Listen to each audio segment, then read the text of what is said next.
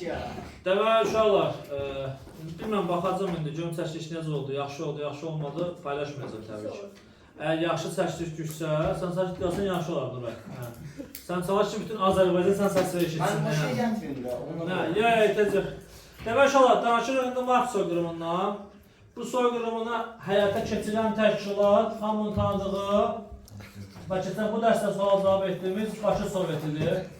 Biz bilirik ki, bu Sovetdə antimilli qüvvələr idi fəaliyyət göstərənlər. Bolşeviklər, SR-lər, daşlıqlar, menşeviklər. Və mən keçən dərs demişdim sizə, Müsavat Partiyası bu təşkilatın içindən çıxmışdı. Düşmənlərlə fəaliyyət göstərmədən imtina eləmişdi və Bakı Sovetindən ayrılmışdı. İndi sual. Bakı Sovetinin Mart soyqırımını törətməkdə məqsədləri nələr idi? Birinci sual bunu soracağım sizdən. Və testdə də birinci bu düşəcək. Nə üçün Bakı Soveti Mart soyqırımını həyata keçirdi? 1. Uşaqlar, bunun məqsədləri var idi. O məqsədləri indi yazıram siz üçün, kitabda rəqim görəcəksiniz. Birinci məqsəd Bakını Rus, Erməni şəhərinə çevirmək. Birinci məqsəd. İkinci məqsəd. Bakı necə Rus, Erməni şəhərinə çevrilə bilərdi? O da müsəlmanların sayı azalandan sonra. Demək, ikinci məqsəd nə idi? Bakıda olan müsəlmanların sayını azaltmaq və müsəlmanlara zəiflətmək. Bu adi bir dənə cümlədir, Loro dilində olan cümlədir. Üçüncü məqsəd nə idi? Bakı Sovetinin Mart soyqırımını törətməkdə üçüncü məqsədi Bakı nə ilə məşhurdur, nə ilə zəngin, neft, qaz, yataqları ilə falan sərvətləri var da. Bakının sərvətlərini mənimsəmək. Bakı sərvətlərini mənimsəmək. Yəni neft, qaz falan filan. Növbəti məqsəd, uşaqlar, Bakıda müsəlmanlar arasında ən məşhur partiya hansı partiyaydı? Ən çox dəstəkçisi olan partiya hansı idi? Müsavat. Baxın bura. Bakı Sovetinin növbəti məqsədi Müsavat partiyasının sosial dayağını zəiflətmək. Sosial dayağı zəiflətmək nə deməkdir? Sosial əhali deməkdir. Əhali arasında olan nüfuzunu zəiflətmək. Məhz saydığım bu səbəblərə görə Mart soyqırımı Bakı Soveti tərəfindən törədilmişdir. Aydındır, Bakı Sovetinin Mart soyqırımı törətməkdə məqsədləri bu olub. Şunlar, Mart soyqırımı 30 Martdan 31 Mart'a keçən gecədən, yəni 31 Martdan Bakıda ya 2 Aprelə kimi olub. Mart soyqırımı. Amma sual düşər ki, bax bu cümləyə diqqət edin ha, bu cümlə dərsat cümlələrimdən biridir. Sual düşər ki, Bakıda müsəlmanlara qarşı Bakı Soveti tərəfindən soyqırımlar nə vaxta kimi davam edib? Cavab 15 sentyabr. Bakını Azərbaycanlar azad edilənə qədər. Ümumi soyqırımlar davam edib. Amma Mart soyqırımı Bakıda nə vaxt olub desə, 31 Mart 2 Aprel. 2 Apreldə Mart soyqırımı bitdi Bakıda. Amma mən Martın 31-də başlayan soyqırım, Mart soyqırımı adlandırdığımız soyqırım 2 Apreldə bitib. Amma müsəlmanlara qarşı ümumi soyqırımlar Bakıda 15 sentyabr Bakı şəhəri azad olunana qədər, biz Bakını azad edilənə qədər davam edib. Qırğınlar törədiblər müsəlmanlara qarşı Bakı Soveti, yəni antimilli qüvvələr. Aydındır. İndi diqqət edin məsələlərin mahiyyətinə. Demək olar, Mart soyqırımı Bakı Soveti Mart soyqırımını törətmək üçün bəhanə axtarırdı. Yəni, məhz bəhanə nədir? Belə başlayalım da sizə də durduq yerə gedib insanların evinə girib insanları öldürəməzdilər axı. Bir bəhanə axtarırdılar ki, insanlar ayağa qalsınlar. İnsanlar ayağa qalxandan sonra nə etsinlər? Soyqırım təhkik eləsinlər. Bakıda yaşayan müsəlmanların da ayağa qalxması üçün nə etmək lazım idi? O həmin müsəlmanlara qıcıqlandırmaq lazım idi. Əsəbləşdirmək lazım ki, müsəlmanlar ayağa qalxsın və soyqırım başlasın. İndi danışaq görək hansı hadisələr baş verdi və hansı hadisələr nəticəsində müsəlmanlar ayağa qalxdılar və soyqırım başladı. Yadda qalar. Demək, birinci məsələ. Demək olar, Bakıya 1918-ci ilin 27 fevral tarixində 27 fevralda bu şəxs gəlir. General Talışinski. Xəlil bəy Talışinski. Bunu göndərmişdi Əliağa Şıxlinski. Demişdi, get Bakıya. Bakıda müsəlmanlardan ibarət dəstə yarat. Müsəlman dəstəsi yarat. Və Talışinski də öz zabitlər qrupu ilə gəlmişdi Bakıya. Bakı Soveti Xəlil bəy Talışinskinin rəhbərlik etdiyi zabitlər qrupunun Bakıda olduğunu eşidib Bunların hamısını birlikdə, Taşinski ilə birlikdə həbs etdi.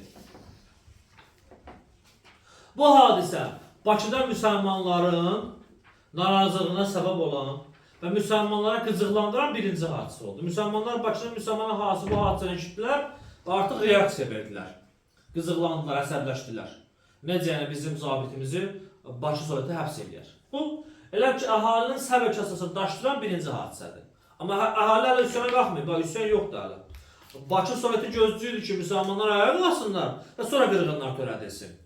Ayağa qalxma da yox idi. Bu birinci məsələ idi. Əhalini qıcıqlandıran birinci məsələ. Bəs ikinci məsələ nə oldu? Yenə 1918-ci ilin 27 mart tarixində Bakı şəhərinə Evelina gəmisində, bu adı yadda saxlayır, gəmisində müsəlman zabitlər gəlirlər. İndi deyərsiniz niyə? Özü Lənkərandan gəldilər Bakıya, yol qət edib Lənkərandan Bakıya gəlirlər. Diqqət edin. Evelina gəmisində zabitlərin Lənkərandan Bakıya gəlmə səbəbi nə idi? Sual. Cavab. Şolar, bizim məşhur xeyriyyətçimiz var, hamı tanıyır onu. Tağıyevin oğlu Məhəmməd zabit idi. Həmin Məhəmməd xidmət zamanı, hərbidə olan zaman bir faciə nəticəsində dünyasını dəyişmişdi. Və Məhəmmədin zabitlər dostu da Bakıya önce gəldilər ki, bunun dəfn mərasimində iştirak eləsinlər. Yəni Evelina gəmisində gələn zabitlər qrupunun gəlmə məqsədi Məhəmmədin dəfnində iştirak eləmək idi. Amma, qulaq asın indi. Bakı Soveti əhalini əsəbləşdirmək üçün bu gəmidə gələn müsəlmanlara həbs eləməyə qərar verir. Durduq yerə həbs eləyə bilməz axı, bəhanə axtar. Demək nə edir? Bakı Soveti yalandan şaya yayır Bakıda. Şaya yayır. Güya ki, Evelina gəmisində gələn zabitlər Lənkərana geri qaydanda Muğarında olan Rus kəndlərinə girəcəklər, Rus kəndlərini qıracaqlar, soyacaqlar, sonra təzədən qayıdacaqlar Lənkərana. Belə bir dənə şaya yayılır. Şayaya baxın. Şaya bu cür yayılır ki, güya ki, Evelina gəmisinin zabitləri geri qayıdarkən Rus kəndlərini, erməni kəndlərini qırğınlar törədəcək, soyqırım törədəcəklər. Məhz bu şaya ilə Evelina gəmisinin zabitlərinin hamısı həbs olunur və təqsirsiz olunurlar. Artıq bu hadisə Bakıda olan müsəlman əhalinin ayağa qalxmasına və üsyana başlamasına səbəb olur. Nə vaxt? 30 Martda. Əhali 30 Martda ayağa qalxan kimi əhalinin nə oldu? Üsyanı oldu. Əhali ayağa qalxan kimi soyqırımda başlayır müsəlmanlara qarşı. Yadda qalar, zaten da Bakı Soveti bunu gözləyirdi, əhalinin ayağa qalxmasını. Artıq bəhanə düşdü də əlinə ki, əhali üsyan qaldır. Üsyan qaldırsa nə etmək lazımdır? Bunları qırmaq lazımdır. Məhz bu bəhanə ilə Evelina gəmisi məsələsi müsəlmanların ayağa qalxmasına səbəb oldu. Əhali ayağa qalxan kimi, üsyana başlayan kimi nə başladı? Soyqırım başladı. Yadda qalar, soyqırım zamanı rəsmi rəqəmlərə əsasən 12.000 nəfər insan öldürülüb Bakıda deyirlər. Amma rəsmi rəqəmlər bu rəsmi rəqəmlərdir. Qeyri-rəsmi rəqəmlər bu rəqəmin daha çox olduğunu, hətta 3 qat, 4 qat çox olduğunu deyir bizə. 50.000-dən çox, 100.000-ə yaxın insan öldürülüb Bakıda. Müsəlman qətlə yetirilib. Rəsmi rəqəmlərdə biz bu cümlədə diqqətdə saxlayın. Bu cümlə testdə var, AXC-yə aiddir, amma bu dərsin içində var. Deyirsiniz ki, mən AXC-ni keçməmiş yaxalı, amma bu cümlə dərsin içində var. AXC dövründə 1918-ci ilin iyun ayında belə bir dənə təşkilat yaradılmışdır. Təhqiqat komissiyası. Təhqiqat bilirsiniz də, yəni araşdırma komissiyası. Həmin komissiyaya tapşırılmışdı ki, Mart soyqırımı zamanı öldürülənlərin sayını müəyyənləşdirsin və günahkarları üzə çıxartsın. Aydındır. Və bu komissiya araşdırmaların nəticəsində soyqırım zamanı rəsmi rəqəmlər 12.000-dən çox Bakıda müsəlmanın qırıldığı, qətlə yetirildiyi demək aşkarlanmışdı. Amma rəsmi rəqəmlər 12.000 olsa daha çox idi qeyri-rəsmi rəqəmlər. Çünki ölənlərin çoxu da adı qeyd olunmurdu, aparılıb dənizə atılırdı və yaxud da gizli dəfn olunur, yandırılırdı. Bəzilərindən xəbər olmadı. Yəni itkinlərin sayı çox oldu bu soyqırım zamanı. Aydındırmı? Soyqırımı yadda saxlamaq lazımdır. Bizim hər ildə biz bu soyqırımın gününü qeyd edirik. Yəni yad edirik ki, 31 Mart Azərbaycanlıların soyqırımı günü kimi qeyd olunur. Yəni yad olunur hər il soyqırım günüdür Azərbaycanda. Çox danışaq indi Mart soyqırımından. Necə oldu bu soyqırım dayandı? Baxın, soyqırım zamanı Bakıda dağıdılan memari abidələrini siz bilməlisiniz. Bunu oxuyacaqsınız. Daha yazmıram bura. Tağıyevin teatrı, Açıq Söz qəzetinin redaksiyası, Kaspi qəzetinin redaksiyası Təzəpir məscidinin minarələrindən birinin top ateşini dağıtmışdılar. Şah məscidini dağıtmışdılar, İsmailiyyə binasını dağıtmışdılar. Yəni, dağıtılan yerlərdə oxuyacaqsınız Bakıdan siz. Aydındır, Bakı Sovetinin Mart soyqırımı zamanı dağıtdığı memari qabələrini bilmək lazımdır. Bəzi sual çıxır meydana. Uşaqlar sual verirlər, müəllim, necə oldu ki, 2 apreldə Bakı Soveti soyqırımı dayandırmağa məcbur oldu? İndi qulaq asın. Uşaqlar, insan elə bir varlıqdır ki, insanın hər hansı bir, belə deyək də, hər hansı bir ölüm itki olanda insan həqiqətən də üzünü keçirir də, normal insandan söhbət gedir. Bəzi anormal insandan söhbət getmir. Məsələn, müasir dövrümüzdə bəzi faciələr olur da, məsələn, Türkiyədə zəlzələ oldu, 50 minə yaxın insan öldü, nə bilim, Fələstində müsəlmanları, yahudilər qırğın törətdilər Qüdsdə falan. Yəni, bu hadisələri biz televiziyadan izləyirik, insan qəlbində biraz üzüntü meydana gəlir. Yəni, dinindən, cinsindən, ilgindən asılı olmayaraq. Hətta görürsən ki, xoşun gəlmir sən həmin millətdən, amma insan itkisi insana təsir edir, insan üzülür. Mart soyqırımı zamanı ermənilər Azərbaycanları qırğın törədən zaman, müsəlmanları qıran zaman həmin vaxt Xəzər dənizində Xəzər hərbi donanması var idi. Rusların donanması, Türkistan alayı var idi.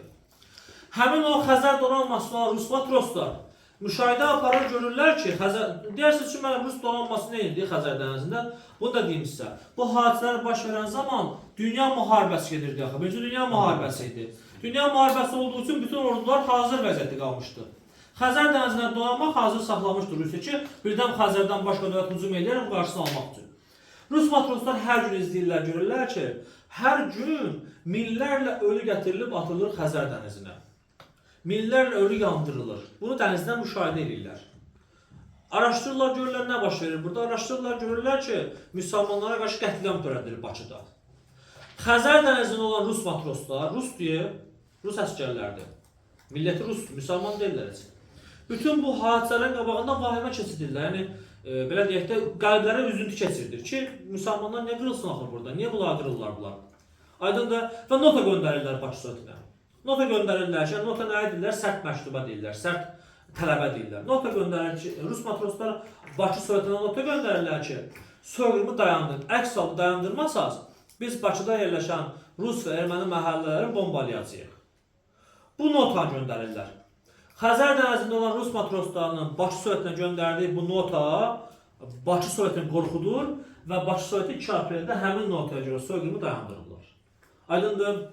Yəni, soyqırımın dayandırılması məsələsi bu cür olub, bunu yadda saxlamaq lazımdır. Bu cür baş verir. Rus matroslarının etirazına görə. Soyqırımı dayandıran zaman Bakı Soveti müsəlman əhalinin bəzi tələblər ilə sürür müsəlmanların qarşısında və müsəlman əhali bəzi tələbləri yerinə yetirəndən sonra soyqırım dayandırılır. Sual düşür ki, Bakının müsəlman əhalisi 2 apreldə Bakı Sovetinin hansı tələblərini qəbul etdi? Bakı Sovetinin tələbləri. Yəni, müsəlmanların qəbul etdiyi tələblər. 1. Silahlar təhvil verilməli. Yəni, Bakıda müsəlmanların silahları Bakı Sovetinə təhvil verilməli idi. 2. Bakı Sovetini müsəlmanlar tanımalı. Yəni, hakimiyyət orqanı kimi qəbul etməli idilər. 3-cü tələb bu idi ki, və qəbul olunmuş tələb bu idi ki, soyqırım zamanı Bakının müsəlman əhalisi Bakı Mahaçqala dəmir yolunu bağlamışdılar ki, Rusiyadan kömək gəlməsin bunlara, Bakı Sovetinə. Həmin dəmir yolu da açılmalı idi. Ona Bakı Mahaçqala və yaxud da Bakı Dərbənd dəmir yolu deyirik də, Biləcəli Mahaçqala. Bu dəmir yolu keçmişdi. Nə vaxt yaranır bu dəmir yolu? 1900-cü ildə yaradılır bu dəmir yolu. Həmin dəmir yolu açılmalı idi. Aydındır. Məhz bu tələbləri 2 apreldə Bakının müsəlman əhalisi qəbul edəndən sonra soyqırım dayandırılır. Bu Bakı Soveti haqqında bizim məlumatlarımızdır uşaqlar. Bakı Soveti haqqında, soyqırım haqqında məlumatlarımızdır. İndi qulaq asın mənə. Deyirsiniz ki, müəllim, soyqırım təkcə Bakıda törədildi? Yox. Soyqırım, Mart soyqırımı təkcə Bakıda törədilməyib, o törədildi, ərazilərin adlarını biz bilməliyik. Deyim sizə, məsələn, biri elə bizim doğma rayonumuzda, Lənkəranda törədilib.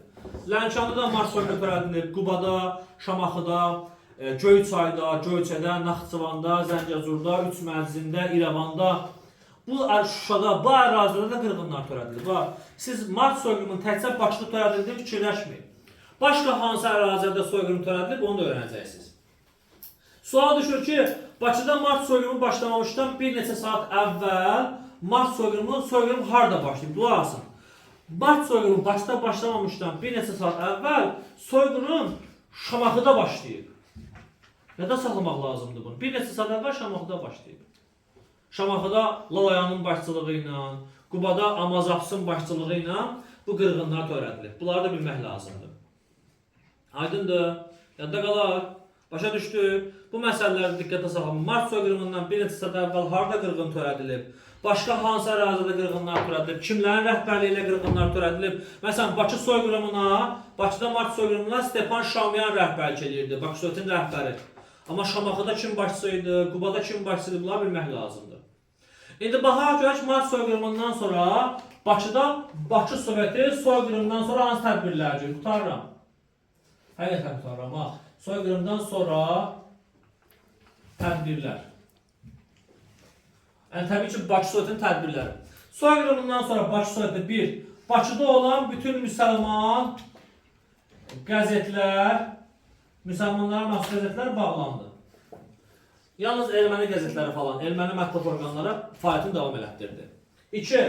Bakıda müsəlmanlara məxsus olan milli şuralar bağlandı. Yalnız erməni milli şurası fəaliyyətini davam elətdirdi. Bundan başqa, bayaq dedimizsə, bayaq sual verdimizsə, Bakı Sovetinin itikin ləğvindən sonra yeganə rəqibi hansı orqan idi? Şəhər Duması. Həmin o Bakı Şəhər Duması 20 apreldə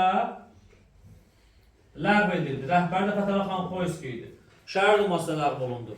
Və nəhayət axırın tədbiri budur ki, Bakı Soveti Mart soyqırımından sonra adını dəyişdirir. 25 apreldə Bakı Soveti Bakı Xalq Komissarlar Soveti adlandırılır. Bakı XKS. Artıq 25 apreldən Bakı XKS-in fəaliyyət dövrü başlayır. Bakı Xalq Komissarlar Soveti ad dəyişdirildi elə bil ki. Əvvəl Bakı Fərə Deputatlar Soveti adlanmırdı. Artıq 25 apreldən Bakı Xalq Komissarlar Soveti adlandırılır. XKS adlandırılır. XKS-in fəaliyyət dövrü 25 apreldən 31 iyula qədər olur. Neçənci il? 1918-ci il. XKS-in fəaliyyət dövrü başlayır. XKS yarandı 25 apreldə. Biz XKS-in tədbirlərini də bilməliyik. Bu XKS-in tədbirlərini isə AXC dönəmində inşallah dərindən öyrənəcək. Aydındır. Dərsimizin bura qədər izahını verdim, amma mən sizə dua asın. Mən sizə Cənab-ı Haqqda Seymin də vermişdim öyrənməyə və Seymin niyə izah eləmirəm burada? Seymin izahı artıq YouTube-da var. AXC yaranması dərsində onu izləyib öyrənəcəksiniz. Aydındır. Sağ olun, salamat, necə də bilərsiniz.